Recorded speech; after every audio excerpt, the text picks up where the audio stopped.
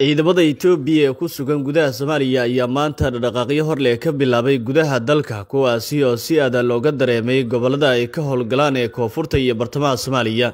ila wareedyo lagu kalsoon yahay ayaa inoo sheegay in dhaqaaqyadan ay la xiriiraan bixista ciidamada Itoobiya oo la filayo inay ka wada baxaan dalka Soomaaliya.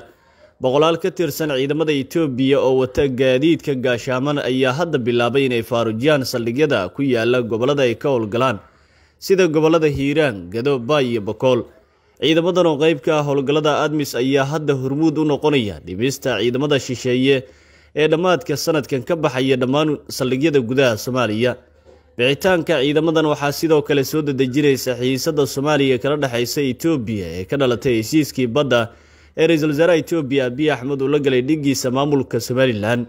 arrintan ayaa sidoo kale ku soo aadaysa iyadoo dhawaan golaha ammaanka ee qaramada midoobay ansixiyeen howlgalka cusub ee bedelaya ADMIS kaasi oo la filayo inuu bilowdo sanadka soo socda ee 2025 waxaana ku soo biiraya dalal ay qayb ka yihiin Masar oo sidoo kale is hayaan Itoobiya. si kastaba Soomaaliya ayaa haatan raadinaysa taageero caalami ah iyadoo iskaashi militari la yeelanaysa dawlado waaweyn waxaana ugu dambeeyay heshiisyo difaac oo ay la galeen dawladaha Masar iyo Sacuudi Carabiya oo xilligan qayb ka noqonaya isbedelada ay Soomaaliya doonayso dhanka iyo nabad ilaalinta ama amniga iyo difaaca Soomaaliya.